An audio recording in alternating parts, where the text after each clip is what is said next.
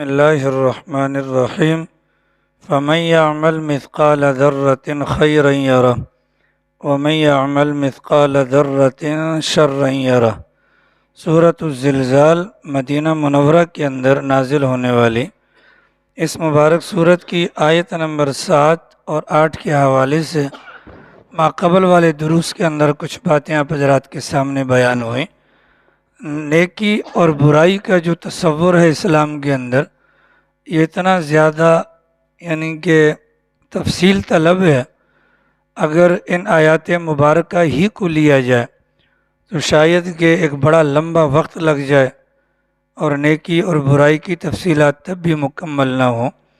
اللہ تعالیٰ فرماتے ہیں کہ اس دنیا کی زندگی کے اندر انسان جو بھی نیکی کا کام کرے گا، رتی برابر بھی نیکی کرے گا، اس کے نام اعمال کے اندر وہ نیکی جمع ہوگی، اللہ تعالیٰ کے پاس محفوظ ہوگی، اور کل قیامت والے دن جب بندے کو نیکیوں کی ضرورت ہوگی، اس موقع پر اللہ تعالیٰ وہ نیکی اس بندے کو فراہم کرے گا۔ اور دنیا کی زندگی کے اندر انسان رتی برابر بھی اگر کوئی گناہ کرے گا تو وہ گناہ بھی اللہ کے پاس محفوظ ہوگا، اور کل قیامت والے دن وہی گناہ انسان کی پکڑ کا باعث بنے گا۔ گزشتہ دروس کے اندر آپ حضرات کے سامنے اس کے حوالے سے کچھ تفصیلات بیان ہوئیں کہ انسان کو نیکی کا موقع ہاتھ سے جانے نہیں دینا چاہیے، بلکہ کوئی بھی نیکی کا موقع ہو نہ تو نیکی کو حقیر جانا جائے اور نہ ہی کسی نیکی کا موقع گنوایا جائے۔ اور گناہ کا معاملہ ایسا ہے کہ گناہوں کے لیے انسان کو تھوڑا نفس اور شیطان کے خلاف انسان کو تھوڑی سی محنت کرنی پڑتی ہے۔ اگر انسان محنت کر لیتا ہے تو شیطان اور نفس یہ مغلوب ہو جاتے ہیں اور اس کے نتیجے میں انسان گناہوں سے بچ سکتا ہے۔ بہرحال گناہ ہو یا نیکی ہو یہ اللہ کے پاس محفوظ ہوتے ہیں اور اس کا بدلہ اللہ تعالیٰ کی طرف سے دیا جاتا ہے۔ قرآن و سنت کا مطالعہ ہمیں بتلاتا ہے کہ امت محمدیہ کے ساتھ اللہ تعالیٰ کا بڑا خصوصی انعام اور اکرام ہے۔ ہماری جو امت ہے اس کو امت محمدیہ کہتے ہیں، جس امت کے اندر میں اور آپ ہیں۔ ہمارے پیغمبر کا نام محمد بھی تھا اور ہمارے پیغمبر کا نام احمد بھی تھا۔ دنیاوی اعتبار سے ہمارے پیغمبر کو محمد کے نام سے جانا جاتا ہے، اور آخرت کے اعتبار سے یا آسمانوں کے اوپر ہمارے پیغمبر کا تذکرہ احمد کے اعتبار سے کیا جاتا ہے۔ چنانچہ زمینی لحاظ سے ہمیں امت محمدیہ، اور اگر آسمان کی کوئی وحی وغیرہ ہوتی ہے یا نبیوں کی زبان پر جو ہمارا تذکرہ آتا ہے اس میں امت احمد آتا ہے، اس میں امت احمد آتا ہے۔ موجودہ زمانے کے اندر جو مرزا قادیانی یا اس کے جو پیروکار ہیں انہوں نے اپنا نام احمد رکھا ہے، اور ان کی طرف ہمارا میڈیا بھی اشارہ کرتا ہے تو احمدی جماعت یا احمدیہ جماعت کے نام سے ان کو پکارتا ہے، جبکہ یہ غلط ہے۔ وہ قادیانی ہیں، وہ قادیانی ہیں، ہم محمدی بھی ہم ہی ہیں اور احمدی بھی ہم ہی ہیں۔ ہم محمدی بھی ہیں اور ہم احمدی بھی ہیں، یہ دونوں ہمارے پیغمبر کے نام ہے اور یہ نسبت ہمارے پیغمبر کی طرف ہے۔ تو نبی پاک صلی اللہ تعالیٰ علیہ وسلم کی دعاؤں اور وسیلے کی برکت سے اللہ تعالیٰ نے اس امت کے ساتھ بڑے خیر و کرم والا، فضل والا معاملہ کیا ہے۔ ان میں سے ایک فضل والا معاملہ تو یہ ہے، اس امت کے اندر اللہ تعالیٰ نے اپنے جو پیغمبر کو بھجوایا اس پیغمبر کے اعمال کو محفوظ کروایا، اور ان اعمال کے محفوظ کرنے کی بدولت بعد والے لوگوں کو پیغمبر کی سنت کو اپنانے کا پابند بنایا۔ اس کا فائدہ کیا ہوگا کہ پیغمبر وہی کام کریں گے جو اللہ کی مرضی ہوگی، اور جو کام اللہ کی مرضی ہوگی وہ عبادت کے اندر داخل ہو جائے گا۔ یہی وجہ ہے کہ 1.25 لاکھ پیغمبروں میں سے واحد ہمارے پیغمبر ہیں کہ جن کی مکمل سیرت کو اللہ تعالیٰ نے محفوظ فرمایا۔ چنانچہ قرآن کریم کے اندر فرمایا گیا لَقَدْ كَانَ لَكُمْ فِي رَسُولِ اللَّهِ أُسْوَةٌ حَسَنَةٌ، کہ پیغمبر کی زندگی کے اندر تمہارے لیے بہترین حیات موجود ہے، بہترین حیات موجود ہے۔ اس اعتبار سے اگر امت محمدی اپنے آپ کو دیکھے تو بڑی خوش نصیب ہے کہ ہم جو بھی کام کرتے ہیں وہ کام سب سے پہلے ہمارے نبی نے کیا، اور ہمارے نبی نے جو کام کیا وہ اللہ کی مرضی کی بنیاد پر کیا گیا۔ تو گویا کہ ہمارا کام اللہ تعالیٰ کی مرضی کے مطابق ہونے کی وجہ سے وہ عبادت کے زمرے کے اندر آ جاتا ہے۔ پھر دوسری چیز جو اللہ تعالیٰ نے اس امت کے ساتھ کرم نوازی کا معاملہ کیا ہے وہ یہ ہے کہ اس امت کو اللہ تعالیٰ نے ایک نیت والا جو فارمولہ دیا ہے نا، نیت والا ایک جو مطلب یوں سمجھ رہے کہ ایک اللہ تعالیٰ کی طرف سے قدرتی انعام ہے، جو نیت کا معاملہ ہے وہ اللہ تعالیٰ نے اس امت کو دیا ہے۔ چنانچہ اب یہ امت جو پیغمبر کا کلمہ پڑھتی ہے، یہ امت جو پیغمبر کا کلمہ پڑھتی ہے تو انسان ہے تو انسان ہے۔ اب اگر اس کو 100% اعمال پر لایا جائے تو ممکنہ طور پر اس کے لیے مشکلات ہو جائیں گی۔ اگر ہر بندہ ہی دنیاوی اعتبار سے پیغمبر کے پیچھے چلے گا تو پھر گویا کہ ہر بندہ کہے گا کہ یہ تو میرے لیے مشکل ہے، پیغمبر جہاد میں بھی گئے تو ہم جہاد میں تو نہیں گئے، ٹھیک ہے، پیغمبر نے 1 سے زیادہ شادیاں بھی کی ہم نے تو نہیں کی، ایسا ہے کہ نہیں ہے؟ لہٰذا اس امت کو مکمل دین پر عمل کے لیے اللہ تعالیٰ نے ایک نعمت دی، اس نعمت کا نام ہے نیت کرنا۔ اس نعمت کا نام کیا ہے؟ نیت کرنا۔ اب اگرچہ ہم جہاد پر نہیں گئے لیکن ہماری نیت ہے اگر ضرورت پڑے گی تو ہم جہاد پر جائیں گے، اگر ضرورت پڑے گی ہم جہاد پر جائیں گے۔ اس نیت کی بنیاد پر پیغمبر کا وہ جو طریقہ میدان جنگ کے اندر تھا یا پیغمبر کی وہ تعلیمات جو میدان جنگ سے متعلقہ تھیں اس کے اندر بھی ہمارا حصہ ہو جائے گا۔ پھر تیسرے نمبر پر اس امت کے ساتھ اللہ کی کرم نوازی دیکھیے، اللہ کے نبی موجود ہوتے تھے، حضرات صحابہ کرام کا مجمع ہوتا تھا، اللہ کے نبی علیہ السلام گزشتہ لوگوں کے حالات بیان کرتے تھے۔ آپ اور میں جانتے ہیں 250 سال کا بچہ بالغ ہوتا تھا، کتنے سال کا؟ 250 سال کا بچہ بالغ ہوتا تھا۔ حضرت نوح علیہ السلام کی میدان عمل کی جو عمر ہے وہ 950 سال ہے۔ اتنی لمبی عمریں تو حضرات صحابہ کرام کے دل کے اندر نیک اعمال کی حرص ہوتی تھی، لالچ ہوتی تھی کہ کسی نہ کسی طریقے سے ہمارے اعمال بڑھ جائیں۔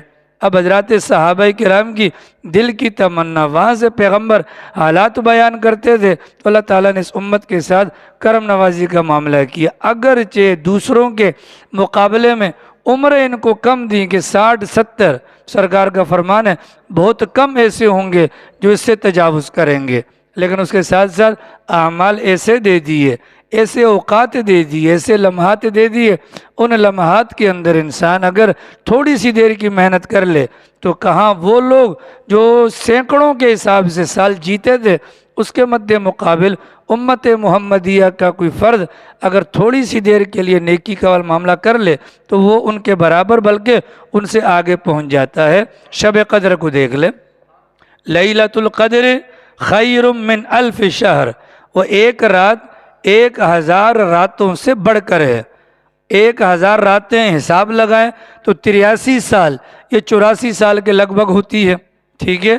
اگر ایک بندے کی زندگی کتنی ہے، مثال کے طور پر 60 سال اس کی زندگی ہے، اس کو 60 راتیں مل گئی نہیں ملیں؟ بولیے، اب 60 کو 84 کے ساتھ ضرب دیں تو کہاں پہنچتی ہے کہانی؟ ٹھیک ہے، یہ اس امت کی خاصیت ہے، یہ اس امت کی خاصیت ہے۔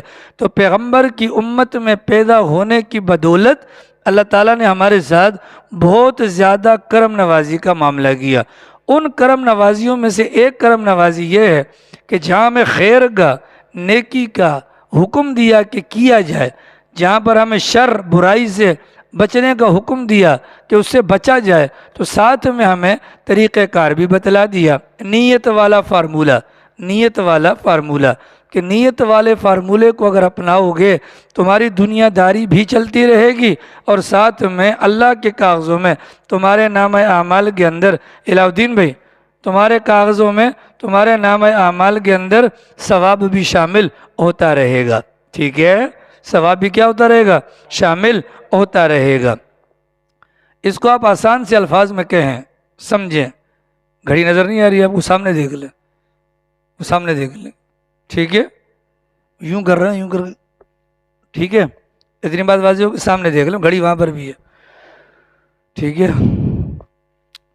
اس کو آسان سے الفاظ میں یوں سمجھایا، ایک ہوتی ہے عادت اور ایک ہوتی ہے عبادت، ایک ہوتی ہے عادت اور ایک ہوتی ہے عبادت، ایک ہوتی ہے عادت اور ایک ہوتی ہے عبادت۔ اس سے پہلے ایک بات سمجھیں، جو رائے گنج گئے تھے انہوں نے وہاں بیان میں بھی سنا ہوگا، اللہ تعالیٰ نے 15ویں سپارے کے اندر فرمایا وَلَقَدْ كَرَّمْنَا بَنِي آدم، ہم نے بنی آدم کو مکرم بنایا۔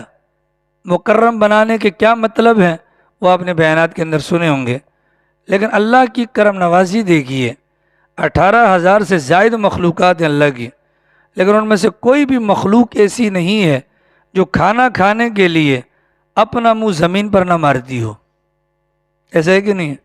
انسان کو اللہ نے مکرم بنایا، انسان کو اللہ نے مکرم بنایا، انسان کو کھانے کے لیے اپنا منہ جھکانا نہیں پڑتا، انسان کو کھانے کے لیے اپنا منہ جھکانا نہیں پڑتا، بلکہ کھانے کو اٹھا کر منہ کے قریب لایا جاتا ہے۔ جب اللہ نے اتنا مکرم بنایا، اس مکرم انسان کی عادات کو عبادت کے اندر تبدیل کرنے کا فارمولہ پیغمبر نے بیان کر دیا، اور وہ فارمولہ کیا ہے؟ اب تم اپنی نیت کو اگر دیکھ لو تو جو تمہاری عادت ہے وہ عادت رہے گی، لیکن اللہ کے کاغذوں میں وہ عادت نہیں ہوگی بلکہ وہ عبادت بن جائے گی۔ مثال کے طور پر ہم سارے کے سارے ٹوپی پہنتے ہیں کہ نہیں پہنتے بھیا؟ ٹھیک ہے، اب اگر میرے منہ پر داڑھی ہے اور مجھے نماز پڑھانی ہے تو لازماً میں ٹوپی پہنوں گا۔ کیوں بھائی؟ لوگ کیا کہیں گے؟ کیوں بھائی ٹوپی پہننی چاہیے؟ کیوں بھائی ٹوپی پہننا اچھی بات ہے؟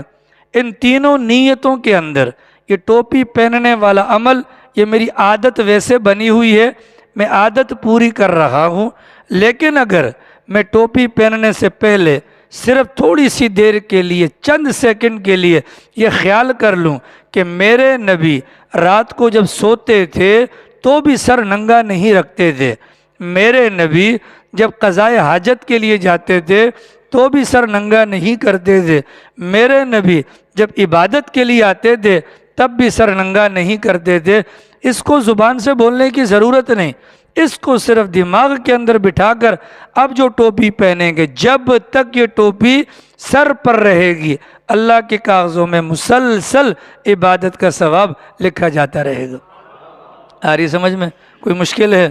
ہماری اللہ نے عادت تو نہیں چھینی، اللہ نے یہ تو نہیں کہا کہ نہیں تم اپنی عادت بدل لو، نہیں، اللہ میاں نے تو کہا، بلکہ پیغمبر نے کہا اس عادت کے ساتھ اگر تم نیت کر لو تو نیت کرنے کی بنیاد پر کیا ہوگا؟ وہی تمہاری عادت رہے گی، لیکن اللہ کی یہاں عبادت بن جائے گی۔ ٹھیک ہے، اب ہم سارے کے سارے یہاں بیٹھے ہیں، ہم میں سے شاید ہی کوئی ایسا بندہ ہو جو الٹے ہاتھ سے کھانا کھاتا ہو۔ کوئی ایسا ہے جو الٹے ہاتھ سے کھانا کھاتا ہو؟ سارے سیدھے ہاتھ سے کھانا کھاتے ہیں، لیکن یہ سیدھے ہاتھ سے کھانا کھانا یہ ہماری عادت ہے۔ یہ کیا ہے؟ یہ ہماری عادت ہے۔ ہم میں سے شاید ہی کوئی ایسا بندہ ہو جو سیدھے ہاتھ سے سنجا کرتا ہو، وجہ یہ ہماری عادت ہے۔ یہ کیا ہے؟ اب یہ کام ہم نے ویسے بھی کرنے ہوتے ہیں، اس کام سے پہلے اگر چند لمحوں کے لیے، چند لمحات کے لیے اگر ہم نیت کو چینج کر لیں تو نتیجہ کیا ہوگا کہ وہی کھانا کھانے میں دائیں ہاتھ کا استعمال کرنا، یہ پیغمبر کی سنت، پیغمبر کا طریقہ ہونے کی بنیاد پر یہی عمل ہمارا عبادت میں شمار ہو جائے گا۔ کوئی مشکل ہوگا بھیا؟ نہیں ہوگا۔ عادت ہماری رہے گی، لیکن عادت کو اللہ کی ذات اٹھا کر عبادت کے اندر تبدیل کر دے گی۔ اسی کو کہا جاتا ہے کہ مومن کے تو مزے ہی مزے، یعنی یوں سمجھیں کہ سر کڑھائی میں اور 5 انگلیاں گھی کے اندر ہیں، کہ مومن بیت الخلاء میں جائے گا تو بھی پیغمبر کے طریقے پر، تو وہاں جا کر بشری تقاضے کے مطابق اپنی ضرورت کو پورا کرتا ہے تو بھی عبادت کے اندر شامل ہو جائے گا۔ اگر اس فوکس کو سامنے رکھا جائے اور پھر آیت کہ اللہ میاں کے یہاں ایک ایک نیکی ہوگی، تو پھر ہمارے دل میں خیال آتا ہے کہ یار نیکیاں کرنا کوئی مشکل تو نہیں ہے، ٹھیک ہے نا؟ نیکیاں کرنا کوئی مشکل، نیکی کے لیے کوئی تسبیح نکالنا، کوئی مسجد کا رخ کرنا کوئی لازمی ہے؟ نہیں ہے۔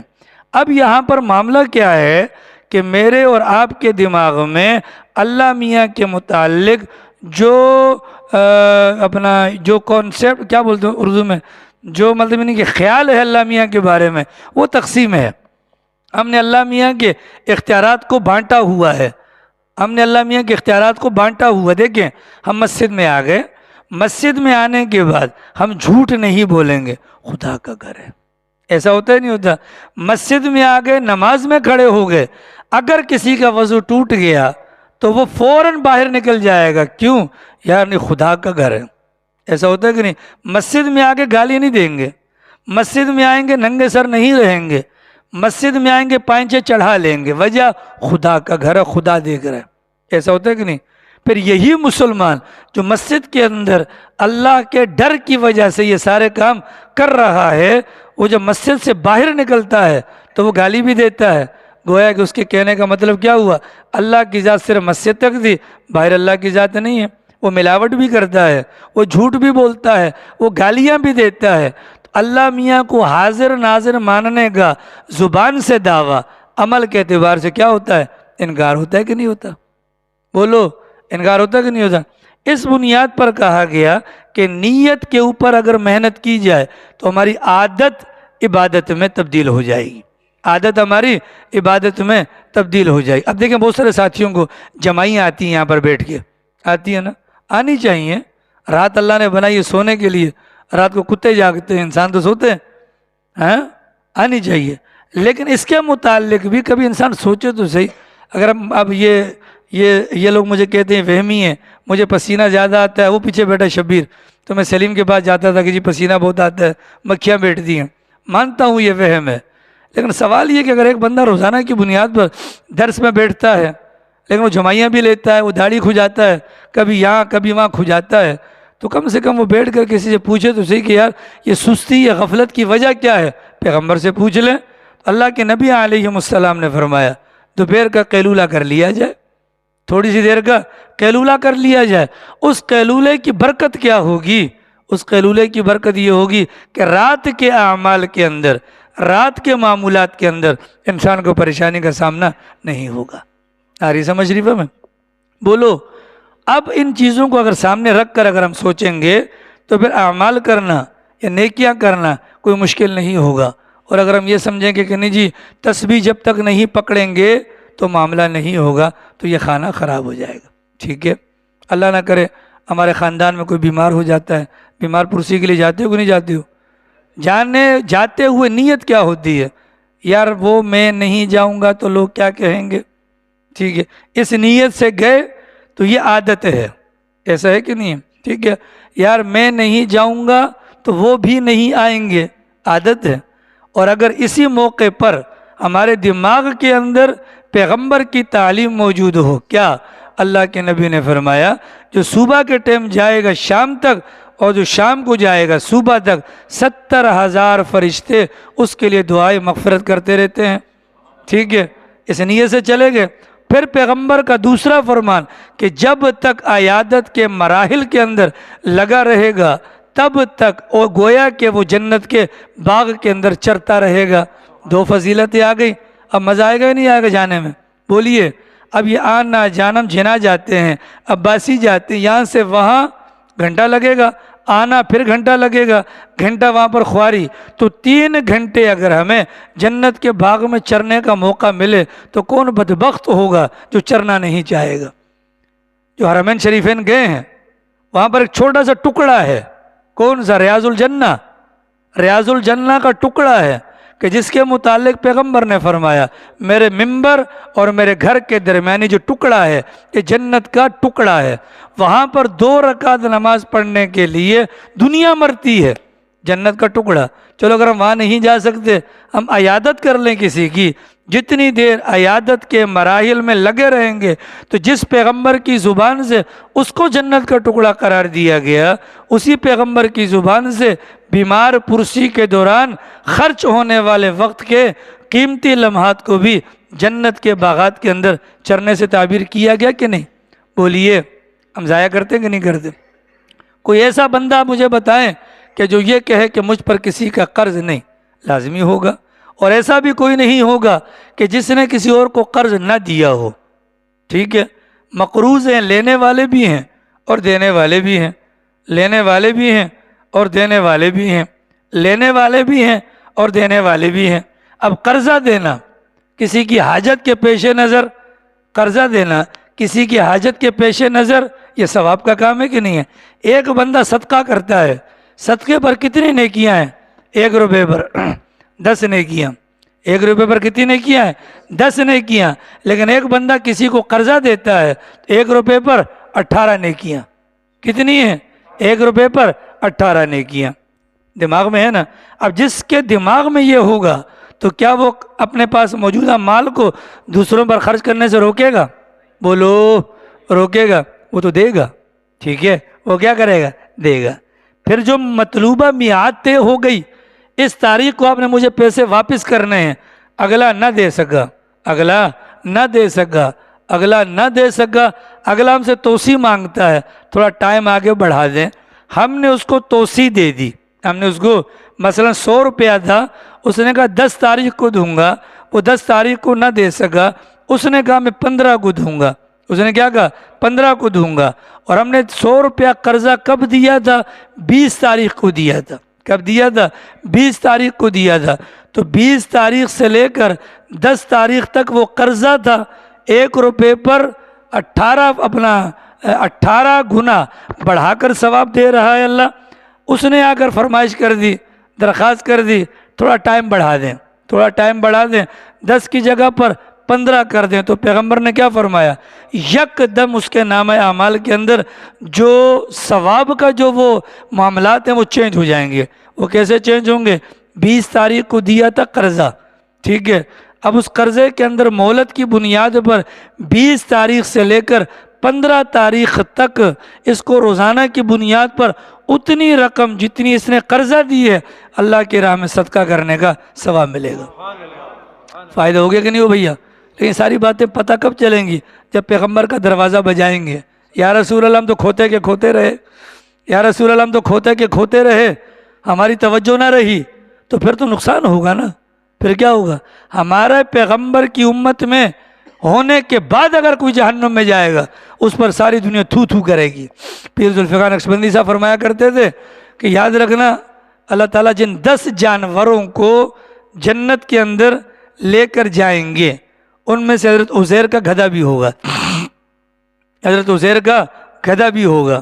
وہ گدھا جنت میں جا رہا ہوگا. حضرت پیر صاحب فرماتے ہیں اللہ نہ کرے وہ گدھا جنت میں جانے سے پہلے دروازے پر کھڑا ہو کر پیچھے ہمیں دیکھے کہ انسان جہنم میں جا رہے ہیں تو وہ لعنت دے گا، اوے مجھے تم بے وقوف کہتے تھے، میں تو جنت میں، تم بڑے عقل مند تھے، تم سارے کے سارے جہنم میں جا رہے ہو. آ رہی ہے. اللہ فرماتے ہیں جو بھی ذرہ برابر نیکی کرے گا تو وہ اللہ میاں کے پاس پائے گا، جو ذرہ برابر برائی کرے گا وہ بھی اللہ میاں کے پاس پائے گا. ٹھیک ہے، نہیں سمجھ میں آئی بات؟ عادت کو چینج کرنے کی ضرورت نہیں ہے، خالی نیت کو چینج کر لیا جائے. خالی کیا کر لیا جائے؟ نیت کو. یہ قرآن کریم ہے. یہ کیا ہے؟ قرآن کریم ہے. اس قرآن کریم کو دیکھنا بھی ثواب ہے، اس کو چومنا بھی ثواب ہے، اس کو پڑھنا بھی ثواب ہے، سب کچھ ہے نا بھیا. لیکن اگر نیت نہیں ہے تو ثواب نہیں ہوگا. ٹھیک ہے. تاج کمپنی والوں کو پھر تو بہت ثواب ملنا چاہیے، دڑا دڑ قرآن کریم چھاپ رہے ہیں. ان کی نیت کیا ہے؟ عبادت کی نہیں. ان کی نیت کیا ہے؟ کاروبار کی. ان کی نیت کسی کی خدمت کی نہیں ہے. ان کی نیت قرآن کریم کے ذریعے سے دین کی نشر و اشاعت کی نہیں ہے. ان کی نیت کیا ہے؟ کاروبار کی. ان کی نیت کیا ہے؟ اگر وہ ایک لمحے کے لیے اپنی نیت کو چینج کر لیں کہ میں یا ہم یہ جو قرآن کریم کے نسخے چھاپتے ہیں اس کا بنیادی مقصد اللہ کا پاک کلام صحیح معنوں میں غلطیوں سے پاک امت تک پہنچ جائے، پھر اس کے بعد وہ کاروبار کرتے رہیں، ساری زندگی ان کو ثواب ملتا رہے گا. ٹھیک ہے. قرآن کریم ہے، نیت اگر خراب ہے تو حرام ہو جائے گا. وضو نہیں ہے، قرآن کو ہاتھ لگایا تو حرام ہے. لا یمسہ الا المطہرون. غسل فرض ہے، قرآن کی ایک آیت کو پڑھ لیا تو حرام ہو جائے گا کیونکہ زبان بھی ناپاک ہو گئی. ایسا ہے کہ نہیں ہے؟ اب اگر آدمی سمجھے کہ یہ قرآن ہے اس کو کسی بھی حالت میں سینے سے لگا لے جائے، نہیں، حالت میں سینے سے نہیں، اس کے پیچھے کچھ شرائط ہیں. ان میں سے سب سے بڑی شرط کیا ہے؟ سب سے پہلے نیت کا ٹھیک ہونا ہے. بہت سارے لوگ آپ نے دیکھے ہوں گے، بالخصوص ہمارے جو بڈھے ہیں نا، بڈھے، اللہ ان کو ہدایت دے، بولو آمین. یہ سورہ اخلاص 200 مرتبہ پڑھتے ہیں. ٹھیک ہے، 200 مرتبہ سورہ اخلاص. اب سورہ اخلاص کے اندر 200 مرتبہ جب پڑھیں گے تو 5 آیات ہیں. ٹھیک ہے، اور اللہ کے پیغمبر کے فرمان کے مطابق ایک ایک حرف پر 10 نیکیاں، تو نیکیوں کا پہاڑ وہ 200 مرتبہ پڑھ کے ہو جاتے ہیں چوڑے کہ جی تم تو ہی سارے کافر، میں تو پیچھے پہاڑ لے کر آ رہا ہوں. آ رہی سمجھ؟ مزے کی بات بتاؤں، اس کے پڑھنے پر آپ کو پیغمبر کی وہ حدیث کے مطابق ثواب نہیں ملے گا جو پیغمبر نے کہا ایک حرف پر 10 نیکیاں ملتی ہیں. نہیں سمجھے؟ وہ جو پیغمبر نے کہا قرآن کریم کے پڑھنے پر ایک حرف پر 10 نیکیاں ملتی ہیں، اس میں وظیفے کے لیے پڑھنا نہیں ہے، اس میں وظیفے کے لیے پڑھنا نہیں ہے، وہ پڑھنا ہوگا جو تلاوت کے لیے پڑھنا ہوگا. ہم آیت الکرسی پڑھتے ہیں حفاظت کے لیے، تو یہ تلاوت تو نہ ہوئی نا. جو ثواب ہے من قرأ حرفا من کتاب اللہ، جس نے پڑھا اللہ کی کتاب میں سے، مطلب یا اللہ کی محبت کے پیش نظر یا کلام اللہ کی تلاوت کے پیش نظر، اس کو تو حرف پر ملیں گی 10 نیکیاں. اور اگر کسی نے حفاظت کے پیش نظر پڑھا تو ظاہر سی بات ہے، میں نے آپ کو پہلے کہا تھا اس قرآن کے اندر خاصیت ہے جو جس نیت سے پڑھے گا اس کو اللہ اس مقصد کے اندر کامیابی عطا کریں گے. حفاظت تو ہو جائے گی، ثواب نہیں ملے گا، ثواب نہیں ملے گا. صبح کا سورہ یاسین پڑھتے ہیں تو پیغمبر کا وہ حدیث یا وہ جو پروانہ ہے کہ جی جو حدیث ہے جو سورہ یاسین پڑھے گا پورے دن اللہ کی حفاظت میں آ جائے گا، ہم آ جائیں گے. لیکن قرآن کریم کی سورہ یاسین کی 84 آیات میں اندر موجود جو حروف ہیں اگر تلاوت کی نیت کر لی جائے گی تو نتیجہ کیا ہوگا؟ کتنے حروف ہیں کتنا ثواب ہمیں مل جائے گا. یہ نیت کا کمال ہے. ٹھیک ہے، بڑی سی بڑی قرآن خوانی کروا لو، قرآن کریم درجنوں کے حساب سے ختم کروا لیں، کوئی ایک حرف پر ثواب نہیں ملے گا. وجہ کیا؟ نیت کیا ہے؟ کھانا. نیت کیا ہے؟ اجتماعی قرآن خوانی. نیت کیا ہے؟ فلاں کام فلاں کام فلاں کام فلاں کام. اس امت کو اللہ نے اگر نیکیوں کا حکم دیا اور پیغمبر نے کہا کسی نیکی کو معمولی مت سمجھو، تو ساتھ میں یہ بھی پیغام دیا کہ تمہیں پریشان ہونے کی ضرورت نہیں، خالی نیت کو چینج کر لو، تمہارے کام کیا ہو جائیں گے؟ سدھر جائیں گے. ہم میں سے کوئی ایسا نہیں ہوگا جس کی بیوی بے پردہ باہر جاتی ہو، لیکن جب وہ برقع پہن کے جاتی ہے اور کوئی بے پردہ اس سے پوچھتی ہے برقع کیوں پہنا، وہ کیا کہتی ہے؟ ہمارے خاندان میں بغیر برقعے کے باہر نہیں نکلتے. وہ ہماری ماں بہن روزانہ برقع پہنتی ہے پر ثواب نہیں ملتا.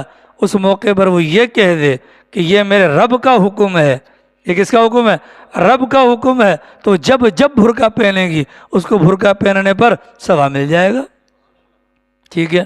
اب یہ ذرا مشکل کام ہے، یہ کام ذرا مشکل ہے کہ ہر عمل سے پہلے آدمی نیت کرتا رہے، کیونکہ ہم ویسے پریشان ہیں، ساتھ میں وہ ٹینشن ہو جائے.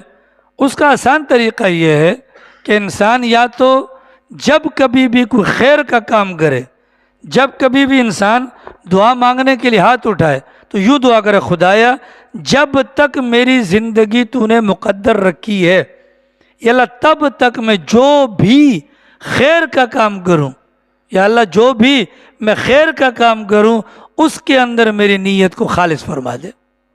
ٹھیک ہے. اب آج صبح الحمدللہ میں نے اللہ کے فضل سے قرآن کریم شروع کیا.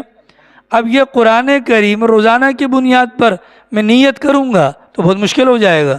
جو نماز کے اندر قرآن فرض کے اندر پڑھا جا رہا ہے اس کا ثواب تو میں کسی کو نہیں بخش سکتا، لیکن نماز سے پہلے جو تلاوت ہو رہی ہے، نماز سے پہلے جو تلاوت ہو رہی ہے اس کا ثواب تو مل رہا ہے نا. تو میں نے نیت کی ہے اللہ اس کا ثواب تمام نبیوں کو پہنچا دیجیے.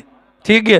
تمام صحابہ، تمام ہمارے اساتذہ، ساری امت کے سارے انسانوں کو جب یہ ختم قرآن تک میں قرآن کھولتا رہوں گا، میرے بغیر کہے، بغیر یاد دلائے ثواب ملتا رہے گا. ٹھیک ہے. ایک ہمیں فارمولہ بتا دیا نا بھیا. ٹھیک ہے.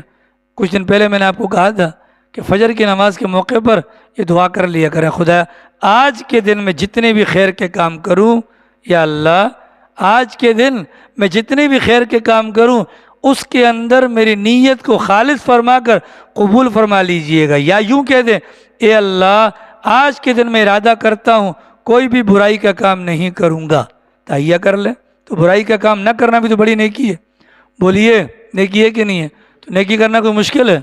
بولو. اب یہاں پر سارے ماشاءاللہ آ کر بیٹھے ہیں آپ حضرات، کیا نیت ہے؟ کچھ تو بیچارے شرما حضوری میں آئے ہوں گے. ٹھیک ہے، کیا مطلب، کیا مقصد ہے عمران بھائی؟ اپنی اصلاح. ٹھیک ہے، اللہ کی رضا، پیغمبر کی اتباع اور اپنی اصلاح. اگر یہ تین غرضیں ہیں نا پھر تو بڑی کمال کی بات ہے. اگر یہ تین مقصود، تین نیتیں ہیں پھر تو بڑے کمال کی بات ہے. اور اللہ نہ کرے اگر ایسا نہیں ہے تو پھر بڑے نقصان کی بات ہے. پھر بڑے کیا ہے؟ نقصان کی بات ہے. کیونکہ آپ اور میں بھی یہاں سے اٹھ کر جائیں گے، اگر ہماری نیت یہ ہوگی کیا؟ اللہ کی رضا، نبی کی اتباع اور اپنی اصلاح، تو فرشتوں نے گھیرا ہوگا نا، تو یہ دین کی مجلس ہوگی. تو وہ فرشتے جو راؤنڈ مارتے ہیں زمین پر، ایسی مجالس کو تلاش کرتے ہیں، تو وہ آ کر جمع ہوں گے، تو وہ جا کر گواہی دیں گے، تو ان کے سامنے اللہ میاں کہیں گے ان سب کی میں نے بخشش کا اعلان کر دیا. اور اگر کسی کے دباؤ میں، شرما حضوری میں، کسی کے کہنے پر آ کر بیٹھ گئے تو بیٹھ تو ویسے بھی گئے، تو کیا ثواب ملے گا؟ بولو. اللہ نے 11 قسمیں کھائی ہیں. کتنی قسمیں؟ سورۃ الشمس کے اندر. اور آخر میں اگلی بات کیا فرمائی؟ قد افلح من زکاہا، فلاح پا گیا وہ جس نے اپنی اصلاح کر لی. جس نے کیا کر لی؟ اپنی اصلاح کر لی. لمبے بالوں والے کیا کر لی؟ اب یہ اپنے کام سے آیا ہے، اس کا چہرہ بتلا رہا ہے. ٹھیک ہے، جس نے اپنی کیا کر لی؟ اصلاح کر لی. جس نے اپنی کیا کر لی؟ اصلاح کر لی. جس نے اپنی کیا کر لی؟ اصلاح کر لی. وہ کامیاب ہو گیا نا، وہ فلاح پا گیا. وہ کیا ہو گیا؟ فلاح پا گیا. اگر اس نیت سے بیٹھیں گے اللہ کے کاغذوں میں فلاح یافتہ ہوں گے. جب فلاح یافتہ، پھر دیکھنا ٹائم دیکھ لیں. اللہ ہم سب کو ہدایت دے. ٹھیک ہے نا. یہ ہوتا ہے. اب میں آپ کو سچ بتاؤں نا، مطالعہ ڈٹ کے کر کے آتا ہوں میں اللہ کے فضل سے. پہلے مطالعہ کرتا ہوں، پھر اللہ سے مانگتا ہوں، پھر آ کے بیٹھتا ہوں. پھر یہ ریکارڈنگ بھی مصیبت ہے. لیکن آپ حضرات کی بے توجہی کی وجہ سے وہ جو مضمون، خدا کی قسم میرے دماغ میں ایک بات بھی نہیں آ رہی، میں ایران توران کی ہاں کر رہا ہوں ساری. صرف ٹائم میں دیکھ رہا ہوں کہ پورا ہو جائے، ایک فارمیلٹی پوری کرنی ہے. ٹھیک ہے نا. تو انتہائی مؤدبانہ آپ حضرات سے گزارش ہے، تھوڑی توجہ کے ساتھ بیٹھ جائے. دیکھو جو ٹائم ہوگا تو وہ وہی ہوگا. بولیے. ٹھیک ہے نا. بچہ 9 مہینے کے بعد آئے گا، روزانہ چیک اپ کروانے کی ضرورت نہیں ہے. 36 ہفتے تو 36 ہفتے اس کے بعد ہی آئے گا. اللہ ہم سب کو سمجھ دے.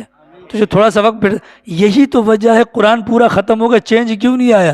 باہر دنیا تانے دیتی ہے یار وہ آپ کے درس میں بیٹھتا ہے،